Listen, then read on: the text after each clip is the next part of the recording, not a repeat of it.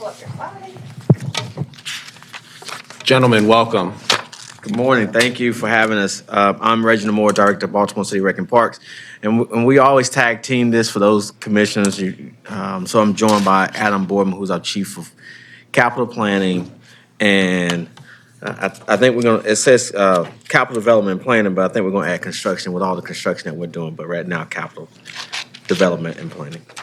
So quickly as we jump in, as always, we want to just kind of start by just highlighting a little bit about the agency, talking about our mission.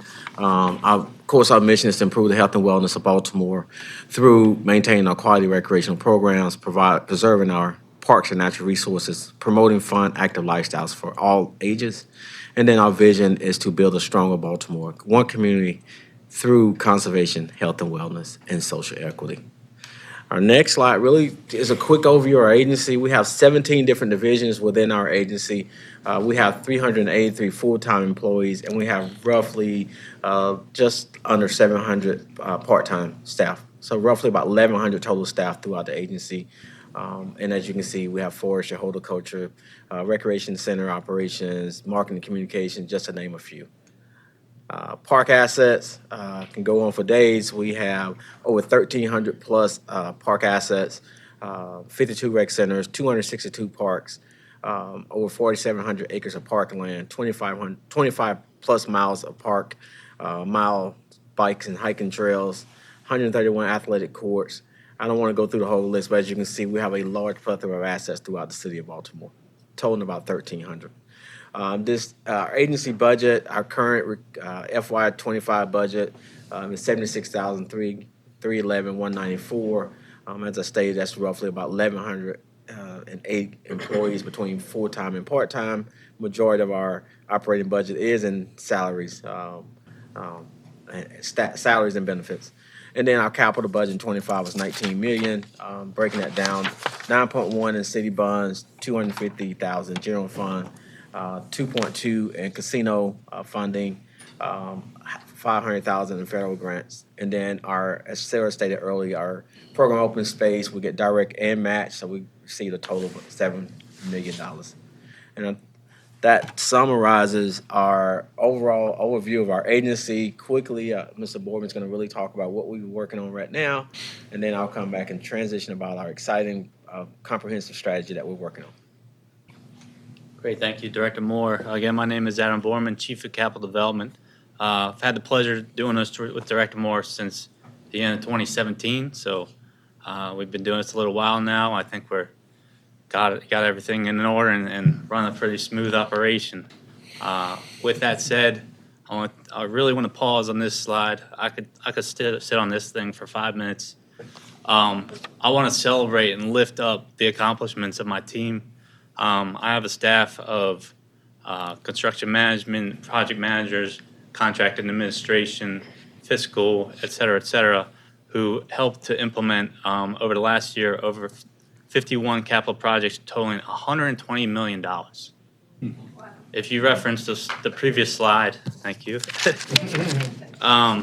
If you reference the previous slide where we received 19 million in FY25 and roughly between 15 and 25 million on an average.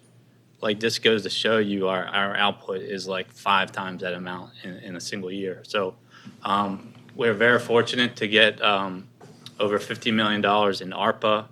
Working with my colleagues in parks, we were able to produce all these playgrounds and athletic courts. But again, we also have a ton of really large and impactful projects that I'm going to go over a couple here. I mentioned the courts and playgrounds. There's no better way to touch a lot of different communities than these efforts. They really make quick and significant impact on our neighborhoods. This is a project, Cip Bcrp, that's going to be opening up this spring. It's really coming along nicely. This facility is going to be awesome. Almost $16 million for the original contract. Probably pushing up on that now after some other changes. Really nice project there. Separately, this is a brand new bottom-up construction Parkview Recreation Center. almost $11 million there. Significant coordination with DHCD for funding. We've also been working with partners at DPW and DOT. I'm very proud of the multi-agency efforts here. We always, unfortunately, tend to work in silos. In this case, we've broken out of that and really worked together to make a really comprehensive project that I think is going to be very successful. And then this is just one shot of a pool that's ongoing, Walter P. Carter. This will be open for summer of 2025. Similarly, Towanda and Coldstream pools will also be opening up, and we just broke ground on Greater Model Pool as well. So these pools have not been touched since the 60s and 70s, and it's about time that we've done something about that. So proud of the efforts there from our team. So as we look ahead to our CDIP and looking ahead as an agency, one of the things that we have really been focused on is our comprehensive strategy, the BCRP playbook. As part of our 5-year strategic plan, one of the focus areas is that we need a comprehensive strategy to help us and guide us when it comes to decision making. And so what this comprehensive plan is really taking a look at where BCRP should be in the next 10 years from a capital standpoint. Also, I think it was important that we understood the conditions of all of our assets. So what this plan also has allowed us is that now all 268 of our park spaces has been assessed. We're finishing up our rec center assessment in conjunction with DGS, but we also know the conditions of all of our swimming pools and all of our playgrounds. So it will help us with decision making throughout this process. Additionally, what this plan would do is, if you look at this picture, right, the reality is what we want, the top two pictures and the picture to the left, right? Quality facilities, quality space where people, we don't want to continue to see the picture to the bottom right? And that is some of our conditions. And so as part of this condition assessment, we've been able to rate each and every one of our facilities A through F pretty much. And so of this 1,300 plus park assets that we have, 24% of our assets are either fair, poor, or failing. So those are the ones that we're going to continue to work to make sure that they become our priorities based on the data and based on the scoring that we're using throughout this. But how did we get here? How did we get to the A, B, C, D, E, F? Well, they did a variety of things, and this is what this plan is going to do. One is looking at site scores, looking at the current conditions plus the historical investments. This is where the equity comes in. Communities that have not been invested into in the past, that played a factor when it came to the site needs score. But we're also combining that with the community needs score. The community needs score is really the more comprehensive of what's happening in those communities from a youth standpoint, from an income, education, health standpoint, from a violent crime standpoint. So when you combine the two of those, what our comprehensive plan is going to be able to do is it's going to score and rate each and every one of our assets and our facilities. And that strategy will help us from year to year be able to put together our comprehensive plan, which I know Sarah and her team has always really stressed about, just creating that strategy that makes sense. So where are we going from here? Our playbook, the goal would be is that we're in the final stages. We're hoping to publish this in spring of 2025. I know this commission has been briefed once on the draft form. We will come back at some point in time and brief the commission again before it goes public, as well as we have to, brief the elected officials. But the real data and the mapping is something that we will continue to use as we make our data-driven decisions going forward when it comes to our agency. So we're really excited about this comprehensive plan. We're really excited about our playbook to help guide us for the next 10 years. And now we're going to really look forward to where we're asking for in 26. Still you. Lester. So our goal in FY 26 through 31, one is to complete what we've started. And then also, as I stated earlier, align with the BCRP playbook going forward when it comes to our parks and green spaces, our signature parks, and then to continue to invest in ongoing initiatives. As Adam stated, it's amazing to be able to see the amount of aquatics facilities that we've been able to improve, having 4 new pools that coming online, 3 that was closed just after the pandemic. To get those pools back in those communities. But also we got to focus on our park buildings, the places where our staff go to every day to work. we have to invest in those. We have to improve those spaces as well. So that is our goals over these next 5 years of how we want to plan our funding going forward. And then also to break down our funding for 26. 7 million I mentioned earlier is program open space. Our request this year is 8.4 in the city bond, and then another the cliff fund of the $3 million, totaling $18.4 million is our total capital ask for this year. And then I don't want to go down each one of these because Adam is going to really break these lists of projects down in these next few slides. Adam. Thank you. All right, the first project we have is Robert C. Marshall Field. We attempted to bid this at one time and received one bid. It was more than $2 million over our cost estimate. Since that time, we've done some value engineering and re-looking at this, but essentially the request here is $2.4 million to cover that initial construction costs as well as some potential overruns and management throughout the construction process. Secondly, and I guess I'll state that these are in our priority order as submitted in the CIP. So the number 2 one is C.C. Jackson Park expansion. I mentioned the silos before. This one's breaking down all of them. We're working with DGS and Enoch Pratt Library. This is our first opportunity to work with them. We saw this really goes back to Director Moore and formerly Heidi from Enoch Pratt. Their vision of combining assets and bringing the library and park together. So working with DGS, we expect to advertise this project in late February. We believe that the funding is in place for that original advertisement. This additional $900,000 is for construction management, administration, and any potential change orders that could come out of this project. But I don't think this is going to be the last time you hear about us working with Enoch Pratt. Something that Director Moore is very fond of, and we feel is a really great partnership going forward. Patterson Boat Lake, this is one that we bid once. We received no bids. I guess it's a little complicated. It has to do with some dredging, invasive plant material removal, as well as some boardwalk repairs. Essentially, none of the GCs that we talked to really had the expertise or interest in that kind of stuff. We're currently talking to some specialty firms about how to get them involved with that. Long story short, we believe that $400,000 will put us over the current cost estimate for this project and allow us to get this going. This is something that needs to happen. We experience fish kills and other bad environmental issues when the whole thing becomes covered in algae and things like you see in this picture.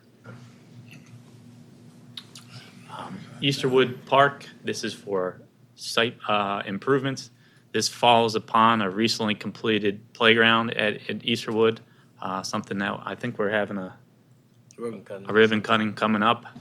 But the impetus of this is major entrance improvements, pedestrian circulation. We'll be resurfacing both the basketball courts. There's some in the hill seating that needs to be improved. But this is a really cool little park. It just needs some love, and we're happy to follow up on success with the playground with these other improvements. This is kind of a two-site project here. In the picture, you're only seeing Druid Hill and Comfort Station there.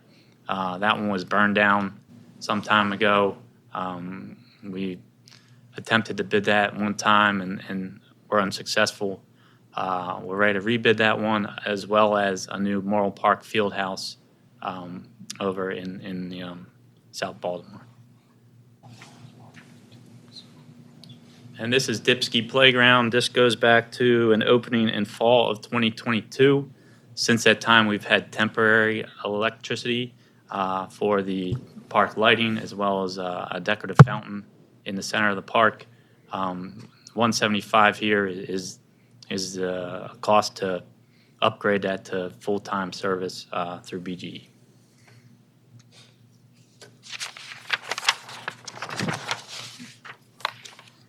City Springs Park, this is part of the Choice Initiative.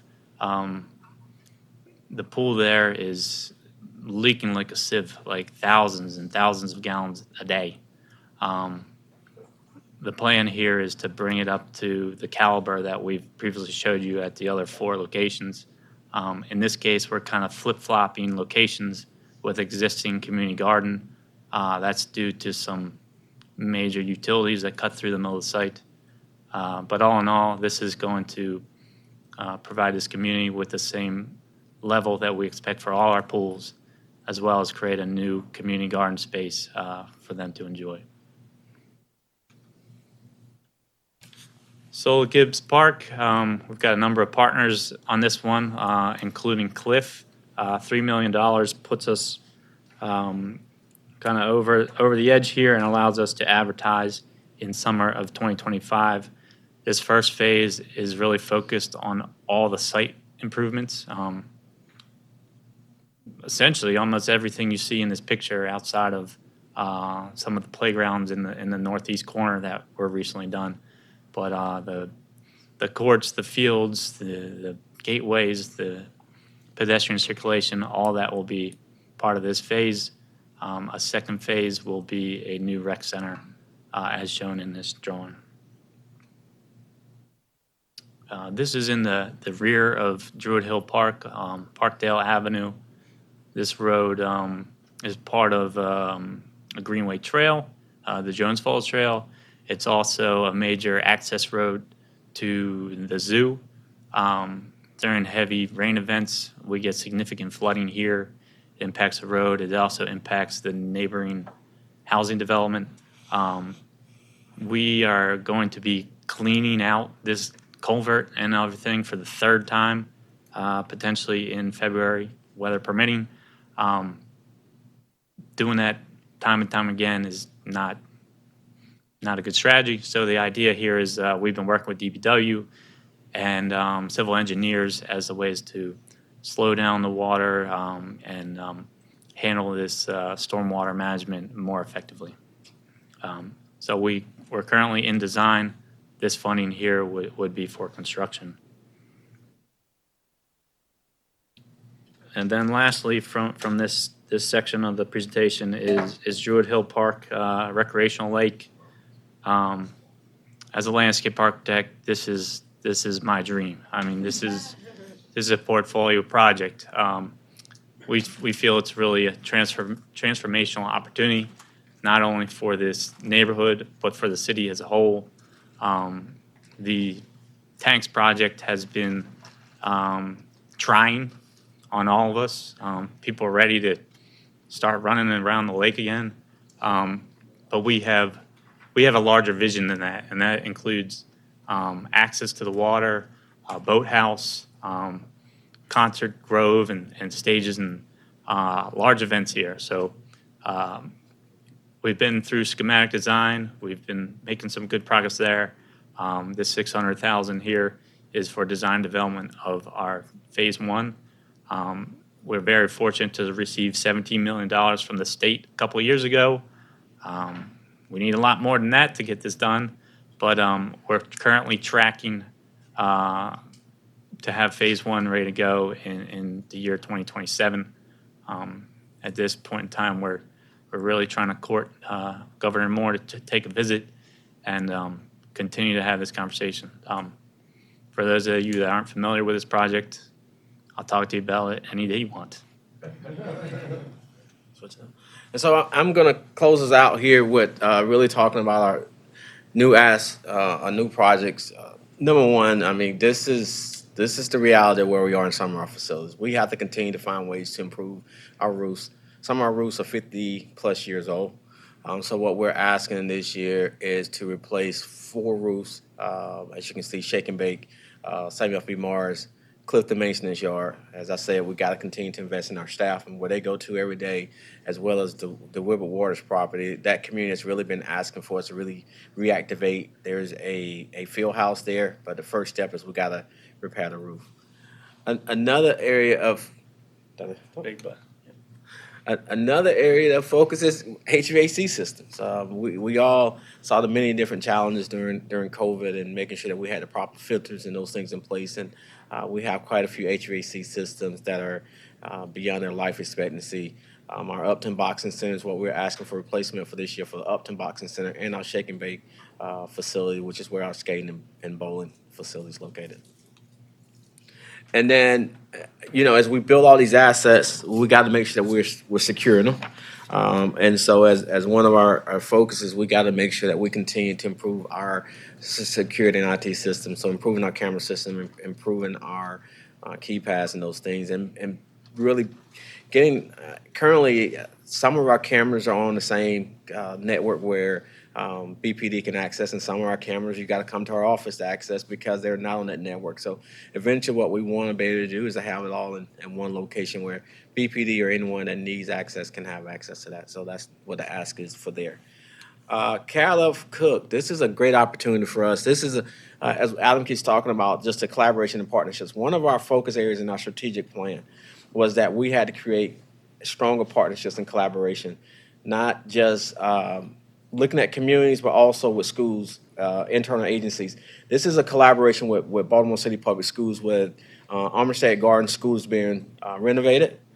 So we worked with their consultants. They did the design work, and we're talking about for less than $1 million, we're going to get a completely renovated, upgraded recreation center.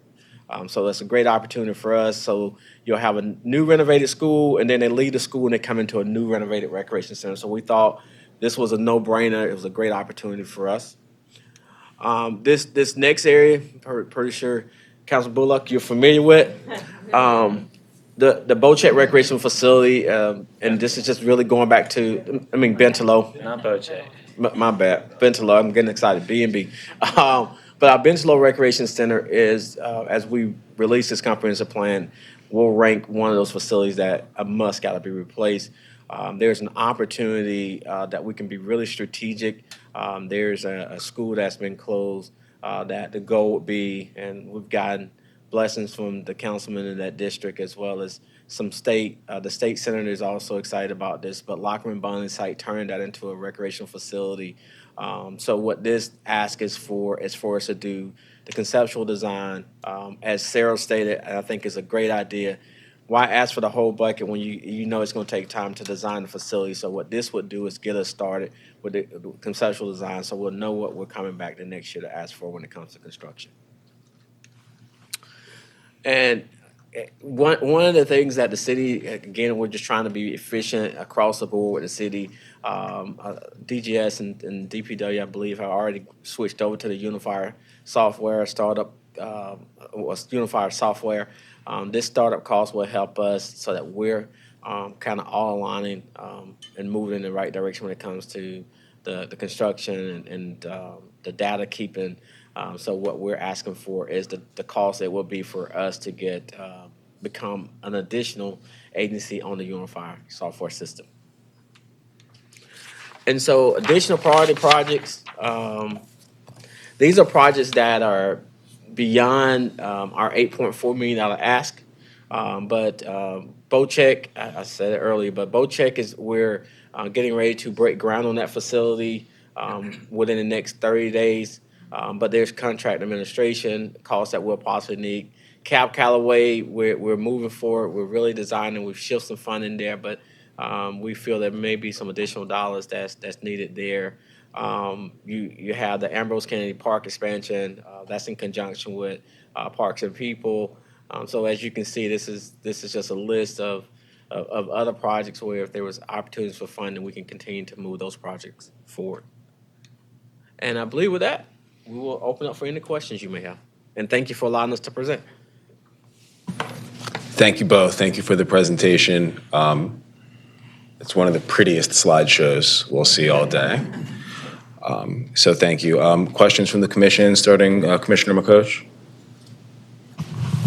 Thank you very much. It's a great presentation, and it fills you with optimism about public facilities in Baltimore because they're all modern and they're all clean and they're all really engaging.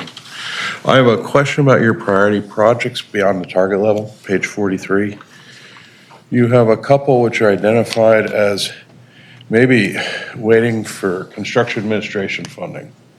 Does that mean that those projects are through their design phase and they have been bid and they're simply waiting for construction to start? So Bocek, for example, is beyond, it's actually been awarded. And they're ready to start work for Bocek. But what we've seen is that this construction cost, where we may have a small percentage, it tends where we may not have enough. So what we're asking for here will be additional funding to help support as this construction project. It's a 16-month project. Yeah. I mean, yeah. You want to talk about Gwynns Falls? Like the campground, we're still in design there, right? Yeah, I'm essentially back to Bocek. You know, if there's any unforeseen conditions that come up, I don't have a nickel for a change order or any overruns. We had worked with the administration to cobble together the funds to award the project. It's a very important project, but I live with anxiety every day that we proceed, and you know, things come up in construction. Sure. They do. The rest of these projects, you know, they're either funding gaps to award the project, or in the case of Gwynns Falls, we feel like we're good in that regards. But again, I don't have contingency there. I need to make sure that I have the design consultants on board to answer questions. I need to be able to fund small change orders as things come up. Kind of estimating what these things are going to cost is probably the hardest thing that we do. Everyone gets real excited to get it awarded, and you know, there's a sense of relief there. But then there's the whole construction process, and if I don't have that rainy day fund, then we find ourselves in a jam. These represent tens of millions of dollars of funds expended so far in terms of design, site acquisition, the whole 9 yards. So we really haven't done a whole lot of site acquisition in the last 10 years, but I don't know about tens of millions of dollars, but definitely a few $1 million of design fee have been expended. Essentially, a lot of these projects we could expedite and move up if we're to receive other funding. Otherwise, we're going to look towards the next fiscal year or you know, other means and methods. Yeah, I mean, it's good to have project ready, you know, shovel ready projects, but it's possible you're also out ahead over your skis a little bit. We are. Yeah. We are. Uh-huh. And I think that slide I touched on earlier, like my colleague Terrell likes to say, we punch up, we punch above our weight. We have a smallish group. In my 7 years, we went from 16 staff to now like 35 with Director Moore's support. But we are still, like, we are a little bit spread thin. We are working very hard. And, yeah. Okay, I'm looking at these, and then the prior slides are really impressive. And I think, you know, we just live in a world of scarcity. And so it's not like we would want to deprioritize any of the projects you've got going. Yeah. So you're telling us, like all of the agencies, if we find any pocket change, look for ways to put it here. Okay. You got thank it. That's it. you. Okay. Or if you want to ask DCIT to fund the unifier, that might be good too. That's what Yeah, a lot of that cross-agency deflection. Commissioner Allen, any questions? I have a comment, but I have a caregiver issue, so. We can come back to you, sure. And then I'll. No problem. Commissioner Horn? Comment. First of all, thank you for all that you're doing and all the great work in terms of completion of the projects. Just have a couple questions. The first is Easterwood Park. I think last year there was a long discussion about the skate park and all that. I just didn't know, is that part of it? Has that been solved? Can you just kind of give us an update on that? Sure. Yeah. Yes, sir. Thank you for that question. Eastwood Park, we had to make some priority decisions, and I know there was conversation about the skate park, but For us, we just installed the playground, a playground that was needed. I was at Easterwood Park multiple times, and the entranceways and the walkways. We have a large senior citizen population that's using that space, but they was not. It currently does not have a full walking track. So I had seniors walking in wet marsh and wet grass, just walking through just to keep their exercise going. So for us, the priority has been that we have to improve the park before we can bring another asset like a skate park that I know a lot of people will want, and I'm not opposed to a skate park. Our priority is let's get our park back to a standard where our pathways are improved, our basketball courts are improved, we have a new playground, we have the entranceways where the fences may be falling down. We fix those things, and then we can come back and then let's add the new assets. And so that's been our positions. Administration has supported that position, but I do understand there is some portion of the community that want us to move forward the skate park. But if we focus on the skate park first, you put that new shiny asset, and you still have all these other infrastructure issues, then we're not serving the greater community. And so that's been our position on that. Thank you. Just wanted to update. Thank you for that. The security and IT request, I notice you're only asking for 4 facilities, rec centers. Am I supposed to kind of think that the other ones are fine with security, or could you just kind of let us know, is that just a budgeting piece, or is this an issue for all the recreational centers in terms of security and IT? So I can touch on today's request as part of the CIP. Working with my colleagues in planning, we are instructed that this kind of thing is only appropriate for new assets, such as the 4 rec centers that we listed there. We still have many other existing assets that are lacking in that department.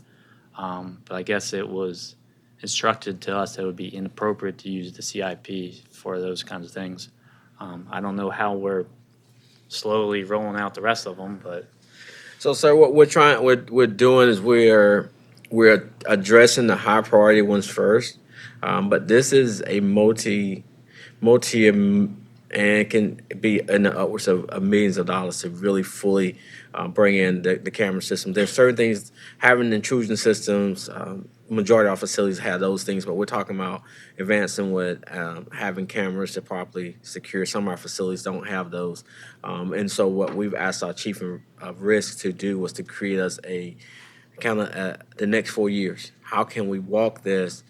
Because we all know that there's limitations in every budget, and we just can't do it all at once. So it's going to be more like a 4-year approach, but this at least gets us started. It'll be good to kind of see that. I guess my issue would be safety, and we have to prioritize that. So it'll be good to see that. My last question is this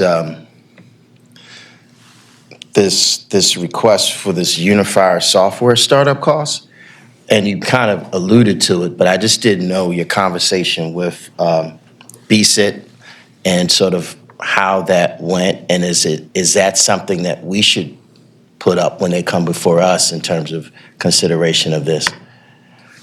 In terms of highest and best use of funds, I just didn't know if a software startup cost for 575 would be the highest and best use of funds, and when you might have other priorities. yeah, no, I appreciate that. That is a question I've raised with BCIT. You know, this unifier has already been used, is being used by some of the other large agencies. I'm not really sure why we weren't part of the original rollout, but at this point, we've now been requested to join the league, and you have this 575 startup. We've also had to program yearly costs into our operating budgets. I forget what that is. It's over 100.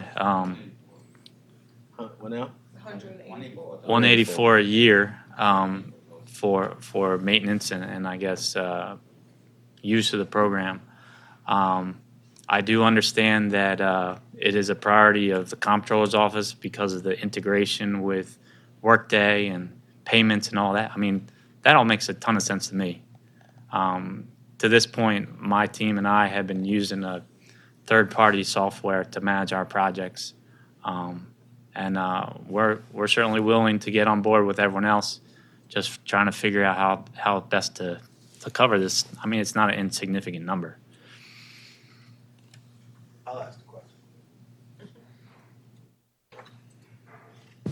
Ms. Coons?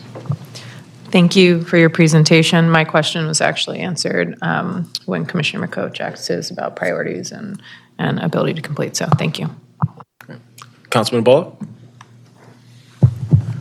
Yes, and thank you. Appreciate the presentation, appreciate the love you're showing to parts of the city that have not been invested in previously, and that's where my question's going. So I know you went through the whole heat map with the prioritized sites and then also with the A to F rating.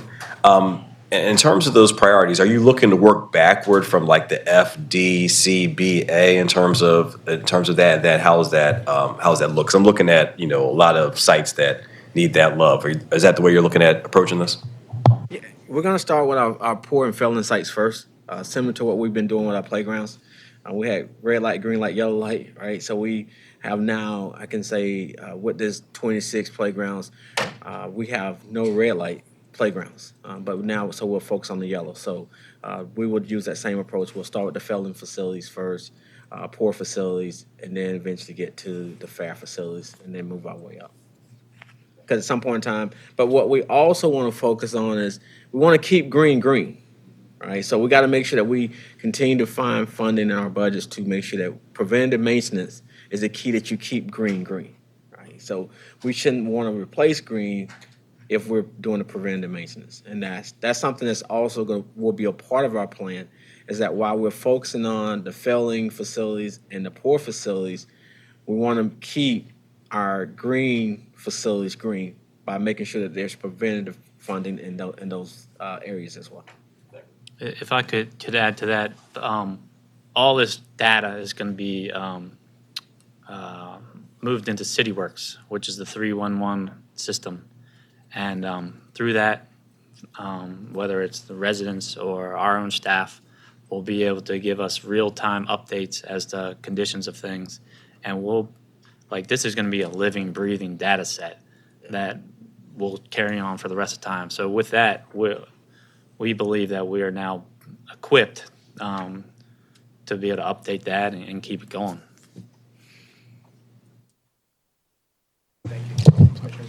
First comment as a now 10-year resident of Baltimore, absolute noticeable difference in the quality of life for Rec and Parks in the last couple of years. The pools, Herring Park Run, beautiful. So excellent job as a resident. Makes me really happy to be in Baltimore City. So thank you. Building off the question Councilman had for these, I'm interested in the potential for whether it's money use or if there's a political will for more public-private partnerships in these poor and failing locations around the city. So for us, we're always looking at opportunities for collaboration partnerships. As we shared throughout our presentation, the relationships we're doing not only with our sister agencies, but reaching across the aisle with Enoch Pratt Library as well as schools. So if there's private-public partnerships, it just has to make sense, because some private-public partnerships, we don't want to lose the public aspect of it, right? We want to make sure that it continues to be a public asset where the communities can use, and there's no limitations on that. So if those opportunities lends itself, then we're more than happy to come to the table and let's figure out how we can roll up our sleeves and continue to improve projects, because we get it. The city alone is not going to be able to solve this. We're going to have other partners to help support this, and we're interested and we're ready to get to meet at the table and figure out how we can make that work. Yes, ma'am. Commissioner Curtis? Thank you for your presentation. Truly exciting to see all the work that's being done in this arena. I grew up in Baltimore and spent a lot of time in rec centers, so to see the investment put back into this arena is just exciting. So thank you for your work. All right, thank you. At the risk of redundancy, I want to build on Commissioner Jolin's question about public-private partnerships. So I appreciate your openness, of course, to those opportunities, but could you just talk a little bit about the resources, maybe government or private non-city resources that we're currently leveraging? So I'm gonna try to do this broad stroke because some of these conversations are ongoing. I don't want to identify those individuals until we have definite confirmed dollars. In some cases, but I'll give you an example where we're close to working on a project with Under Armour that would improve our the dome, for example, the Madison Square Dome. That is, it's an outdoor covered facility that is used throughout the summer. And so, what we are doing is we are sitting down with Under Armour and we're talking about other projects that may be opportunities for collaboration. But also, when we, it's not private public, but even in the nonprofit arena, collaboration and partnerships and discussions that we're having with Parks and People because Parks and People is also able to reach out and secure funding. And so one of the things me and Director Lance has done is sit down and start talking about how we can start prioritizing our projects. So if there's state asks that they're asking, that we're not both duplicating our ask. Like, let's do a unified joint ask on those things. So we're looking at those partnerships. I mean, then there's partnerships that we're discussing with like a B360 who is looking at how they can expand their and build a facility that can support the dirt bike community. And so, I mean, that's like three different scenarios where we're looking at like the Under Armours and having conversation with them, but then we are looking at nonprofits and we're looking at organizations like a B360. And there's several more, but that gives you an example of what we're doing. That's great, thank you. And I am familiar with some of those partnerships that have been really impactful and productive. In the city's comprehensive plan, there's a big idea about a nonprofit organization to partner with parks to support, like such as like a Friends of organization or similar to the Fairmount Park Conservancy in Philadelphia. And there was a lot of excitement around that idea. I'm wondering if there's sort of your thoughts on it and if there's been any conversations or progress about that. So there's been the start of conversations around, is there an opportunity for like a Fairmount Park and the Friends of, we have a really great relationship with the Friends of Patterson Park. We work closely with them on a yearly basis. But we haven't really start digging deep into how you can really form those friendships similar to what they have in Fairmont, where they get it's a conservancy that receives a significant amount of funding throughout that helps support like a Fairmont Park up in Philly. So those conversations are happening, but it is just starting. So and I think for us, before we really start formalizing a lot of those conversations, we want to finish this comprehensive plan. We want to get this plan out so that we can start educating the communities what this plan involves. We want to also be able to share this plan once we get the green light from the mayor and everyone, the elected officials. We also want to go to the nonprofit community, and we want to share this strategy of what's Rec and Park's vision for the next 10 years. Because there are some conversations I've had with some nonprofit organizations that focuses on construction, and some that focuses on program. And I want to make sure I share that plan with them as well, because as they're looking for funding opportunities, I want them to know that, hey, Rec and Park is here and we got some strategies and ideas of how we can support it too. So we're really just trying to get out and start strategizing on how we can support with private-public partnerships, but also how we focus in our nonprofit communities, and then how we also focus on some of our community organizations that are really strong in this process. It sounds like, as we saw, that you all have a very, full plate with the work that you're doing, and I think that everyone would agree that the additional resources is needed. I guess my question is, do you agree that that's a sort of an important piece or a good strategy, and and do you think that you all are the appropriate or best fit to lead that conversation, or do you maybe think that you guys have your job, and if outside support is going to be, do you think that someone else should lead that conversation if it's outside of your scope? I don't know if I think we will have to understand the full scope, before saying allowing someone else to lead, because we're the experts in the industry, right? We're the ones that knows the ins and outs of how these parks should be operated, what should be happening in these parks. We know the ins and outs of these facilities. So I don't know if it's someone leading the conversation or it's us walking side by side with someone. So I think it's really understanding the full scope. So I fully can't answer your question until we truly I can fully understand the full scope. But we're firm believers that, I mean, this work is big. We're big on collaboration. And we just gotta, again, one of the things I want to make sure that we highlight is we have to protect the public interest in this. Absolutely. And sometimes I think in some of these conversations you lose that if you lose the voice in the conversation, if this makes sense. Absolutely. And so I'd like to clarify, because keeping our public parks public is a issue that's near and dear and very important to me. And so my conversation, I used the word leading. I meant in terms of just establishing an organization that could support the work that you do, not to be involved in operations or anything like that, but basically as a fundraising, arm. And I will tell you that I think we can't forget about the real reason that Parks and People was established. Parks and People was established to be a funding arm for Rec and Parks. And I think one of the things that me and Dr. Lance has really focused on is, I think he made some real assessments where they had really got a little bit too far into the programming side of things. And he's backed off of some of those, and they are really focused on funding projects and how we can work closely together. And so I don't know I don't know if it makes sense to form a new organization, do the funding, or do we really lean on Parks and People the way that it was originally? So I would love to have more conversation around it.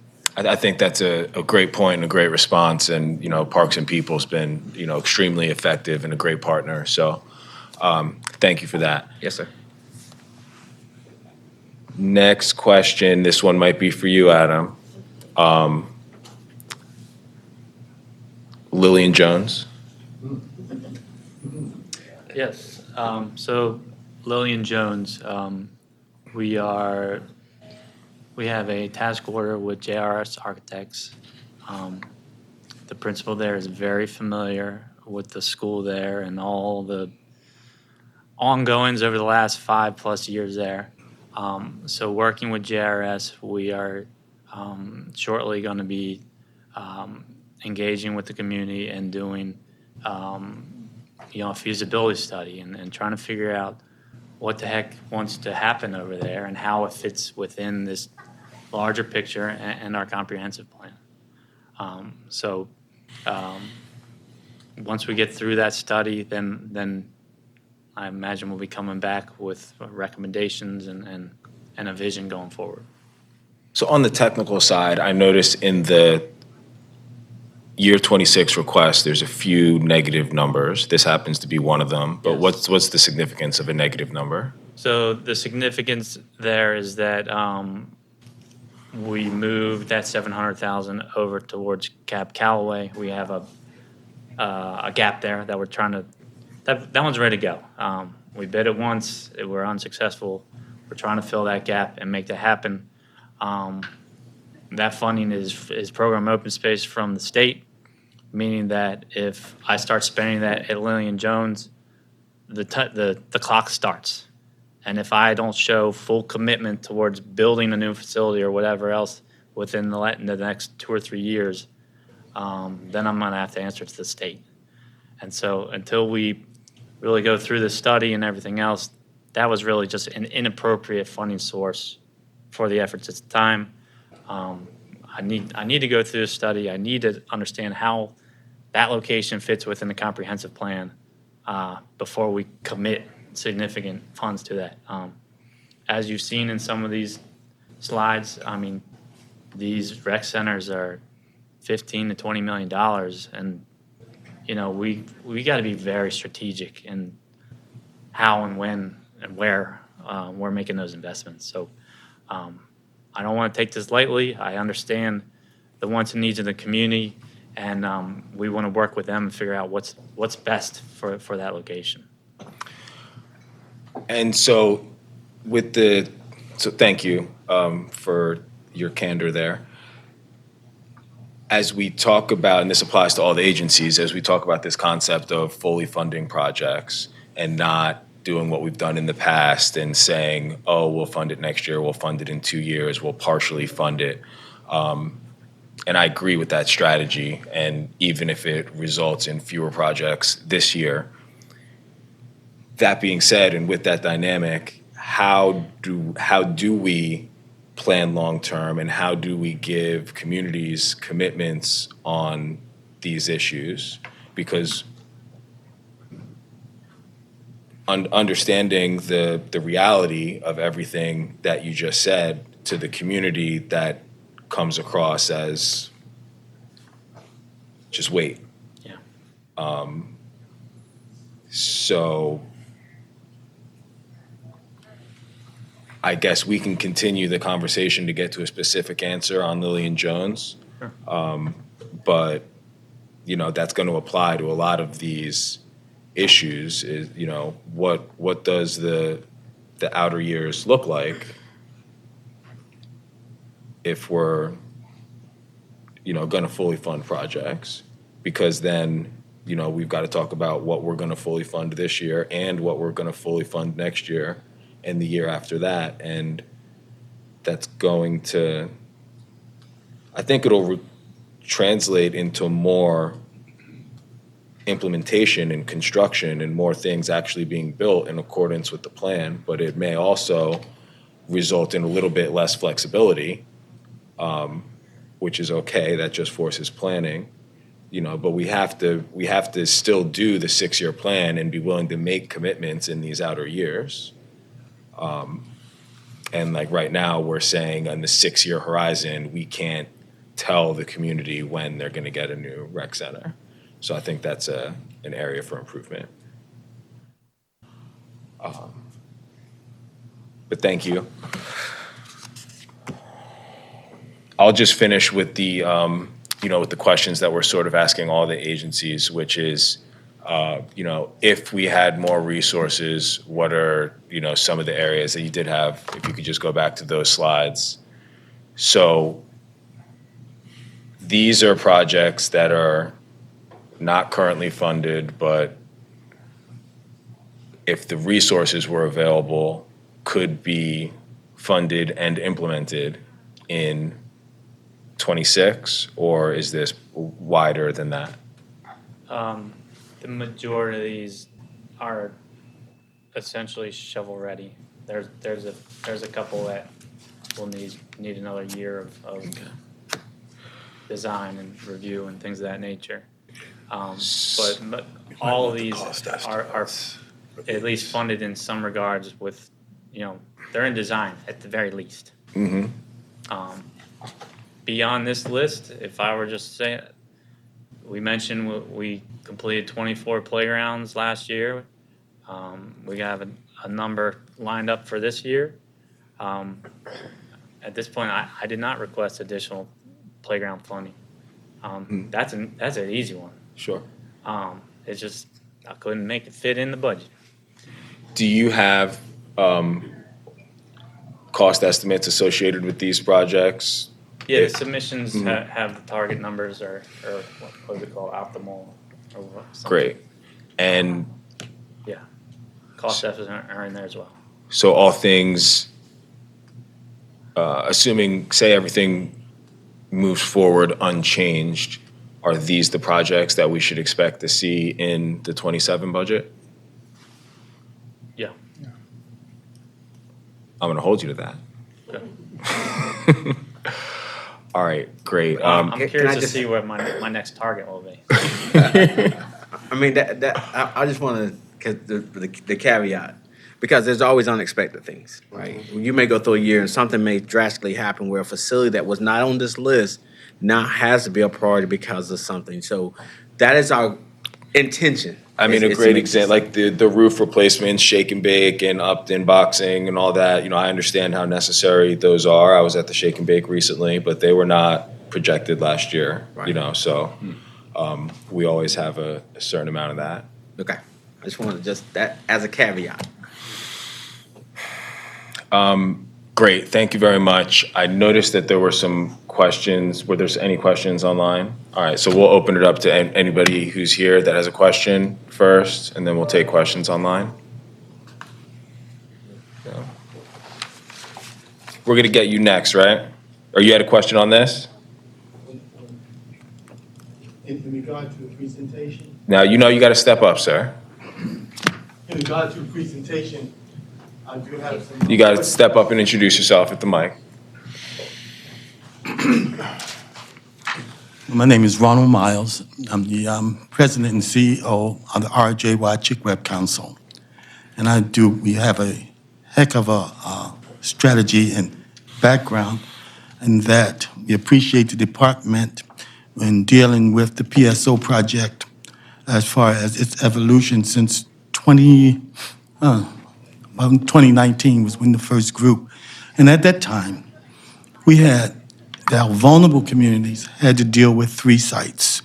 We dealt with City Springs, where we didn't even know the population that was going to be down in City Springs to even plan for it.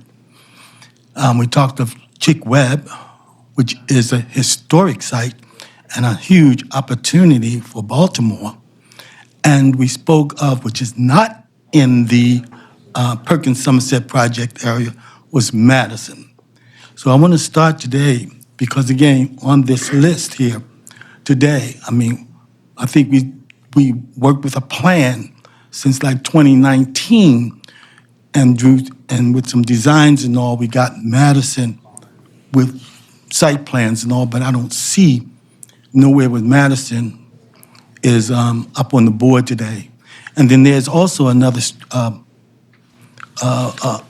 challenge that's at Madison, and I believe the Department of Housing and Community Development will be talking about that later, in that they had to close the Madison, the Oliver Recreation Center, and now they're combining, servicing some of the folks at Madison. But again, we talk of the dome, but there's an extensive plan for Madison. And I would just reflect a little bit in going back to the predecessor, Mr. Moore, Van de Sek, when he talked about regional rec centers. Because when you look at East Baltimore, and then you have Cip Bcrp, and then you have Madison 4 blocks away, and then you had Oliver, which was another 4 blocks away. Early on, we talked about looking at regionalizing the activities, because now all our communities are in silos. Our communities do not cross borders anymore. So even when we have the discussion of City Springs, Madison, and Cip Bcrp, what we had was, just circular. Because I grew up here in East Baltimore, and I didn't even cross Fayette Street to go to City Springs. And the people, even going to Madison, I walked from far as Chum neighborhood and Barclay all the way down to Cip Bcrp back in the day. So the city then put all of these new rec centers in neighborhoods, which in fact then created a silo for our communities. But it was a huge opportunity. And I would have to say, I'm going to Cip Bcrp right now, because even as the RJY Cip Bcrp Council, and we talk about limited resources, we reached out to the Department of Rec in order to partner to be able to augment any funding beyond the $12 million that's coming from HUD as part of the PSO. And then we did talk to the department to add general obligation money in future years. So that was accomplished, thank goodness. But we missed some opportunities because when and again, looking at Cip Bcrp, when we talk about historical significance as a national piece, once we have learned the history, we have not reached out to even the Maryland Historical. They have the fund for the set aside money for Black History. And I did reach out to the department that we could partner to do that. We even had Morgan State University to create, before the department came up with its plan for the Cip Bcrp Center. We submitted and showed where we had the Morgan State University who came up with a plan for the Cip Bcrp Center that would have, we were restricted to the current footprint. We were restricted, whereas there was opportunity for expansion. Because when you now look at Madison, and then we talk about the idea of an Olympic pool up there and augmenting that recreation center, that didn't make much sense, because with the surplus health department building was adjoining the Cip Bcrp Center, we didn't even get a portion of that particular site in order to expand the Cip Bcrp facility. So, Mr. Miles? Yes. Because I know that you've got a lot of, valuable experience, everything that you've been through the process, working, as the community representative and as a partner. My question is, what is the lesson learned from, what happened at Cip Bcrp that you'd like to share with us? Well, the lesson learned is, again, when we look at the limited resources and trying to maximize it, you brought it up as far as private partnerships. And I am very certain that if we had, what is it called, the Maryland Historical, African American, whatever, if we even looked at that resource, and then even with the council, we were saying, how can we reach out to philanthropic organizations in private? That was early conversation. And we were restricted to just public money. So, and I'm about to retire, you all, so I am up to here with all of this.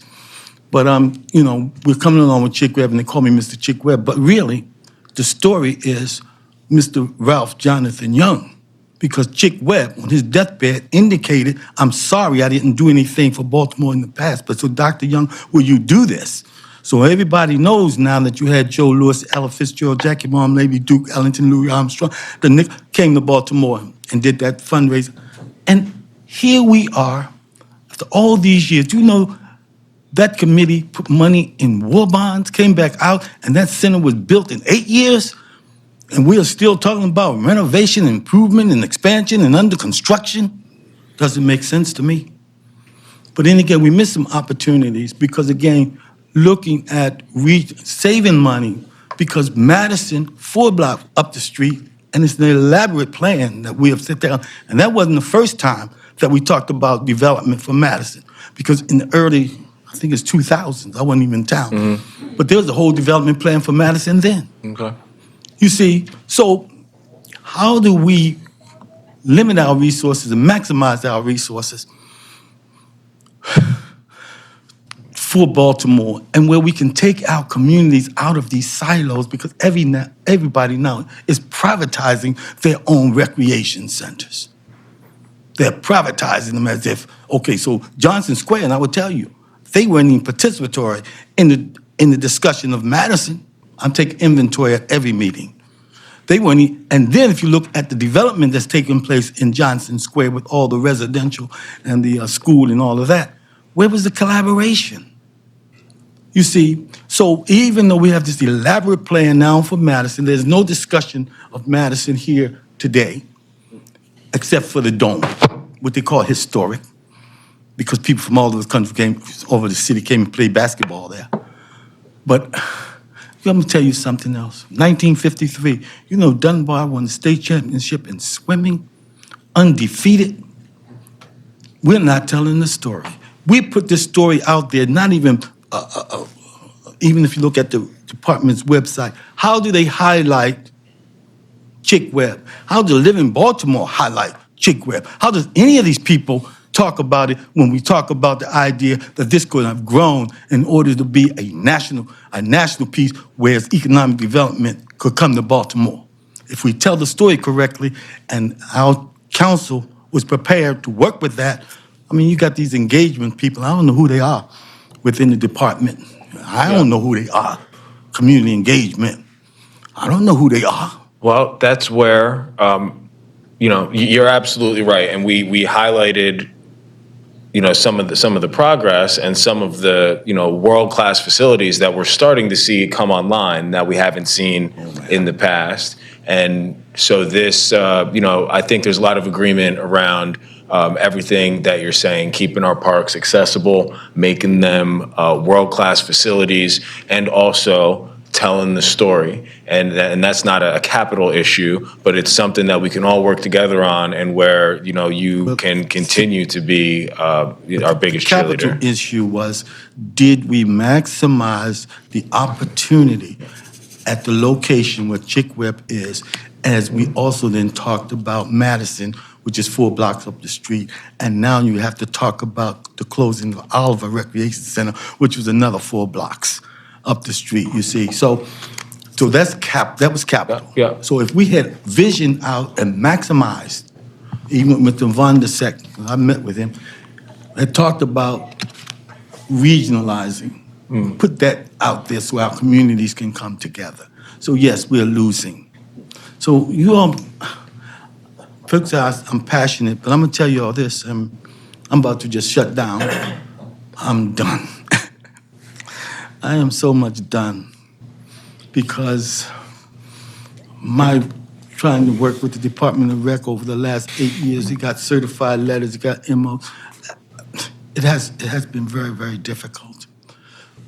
Our organization celebrated the 75th anniversary of the Cip Bcrp Center over its 75th year. We did a show at Dunbar High School, we did over here at that place, down the Jazz Place, and then the outreach, meeting with communities, just informing them of Black history in Baltimore. You see, so opportunity, Yeah. and how do we elevate that? I'm not gonna have anything against the City Springs, didn't know who the hell gonna be living down there, but we talked about it. Thank you, Mr. Miles. And then, but again, Madison, and I worked on that since 2019 or 2020, where they got their contractor and drew up these nice plans, and it's nowhere here. Okay, so, so I think also, I believe we're addressing Leon Day Park. I believe some things are happening over there, but it wasn't mentioned today as well. So, that's my read, you all, so. Thank you for your feedback. And Appreciate so your perspective I'll be here for the always. Department of Housing too, because of the discussion as far as retooling that center up there. We look forward to hearing from you again. Okay, I appreciate you, thank you. Yep. Thank you. We still have questions online? Hands down. All right. Any other questions for our friends from Rec and Parks? Can we address the letter that we received Oh, about yes. Hemlock Park? I'm sorry, please.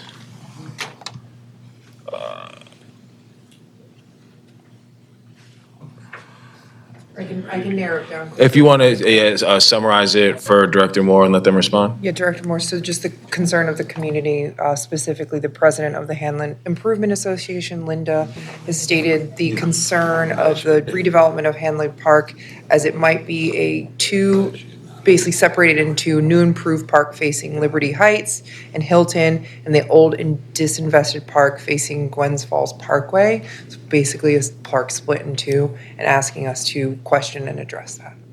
So I will start by that project, and how they decided on that was before my tenure. But since I've met with Ms. Batts, I met with the community, and our commitment was the Gwens Falls portion of the park, before you come, we need a plan. There is no plan. Where DPW is improving the Liberty Heights as part of the tank project.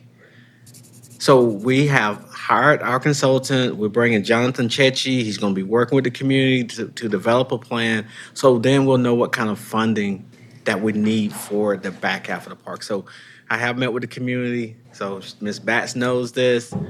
She's going to be a part of it. But one of the things we want to stress to everyone is Hanlon Park serves roughly about 5 or 6 communities.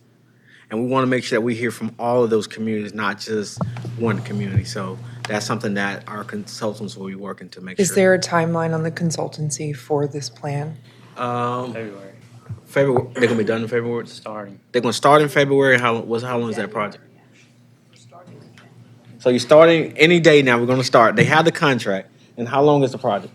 It's about 6 to 8 months. 6 to 8 months. And so we will have a better, clear picture of what the community overall wants on the back half of the park and what that price tag looks like. Well, thank you. Yes, ma'am. Can I just close out with, I just want to really stress the importance of our comprehensive plan. Our comprehensive plan is looking at something that Mr. Miles suggested. When you have 3 rec centers 4 blocks apart, we as a city have to be strategic to say, do we continue to operate 3 rec centers 4 blocks apart? So some of our comprehensive plan is going to look at the entire city. They do have some recommendations of how we can be more efficient. In some locations, regional facilities make sense. In some locations, regional facilities does not make sense because if you build at one regional facility, a great deal of the kids may not be able to get there because they're crossing multiple 4 and 6 lane roads to get there. And there may be other challenges. So we're really looking at that. I thank Mr. Miles for his continued challenging the agency, but we believe in collaboration. We feel that we're going to have a really good Cip Bcrp project. And yes, Madison has some conceptuals. There's no full scheme or plan. It's just some conceptuals that was part of the Cip Bcrp strategy. So Madison will be coming at some point in time, but we need to look at the overall plan before we just come with Madison. So just for my clarification, you're talking about an agency comprehensive plan? So that's what our comprehensive plan, the playbook, discusses. So it looks at all the equity, it looks at all of our facilities, and it looks at how we move forward with an example that Mr. Miles says there. Does it make sense that you keep operating Sure, 3 facilities, sure. or do you do one large, large regional facility instead? And so this playbook is being developed or it's completed? No, it's in the final stages now. It's being reviewed by the mayor, and we plan to hopefully have this released by spring of '25. So this year. So it's really close.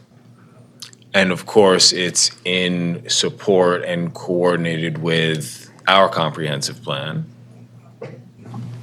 Yes, it is. It's far more detailed, right? So I think it's... Sure, it's a drill down, but again, consistent. Yes. And Sarah served on she worked on the committee for this. So we had a advisory group that worked on this plan. Well, that's great. I'm excited to see it. I'm just chuckling because we've got a lot of plans around here. And part of our role and responsibility is to coordinate all those plans, but also to make sure that we're implementing and getting things done. And so you guys have done a great job at that. We thank you. Thank you. Thank you for having us. Thank you.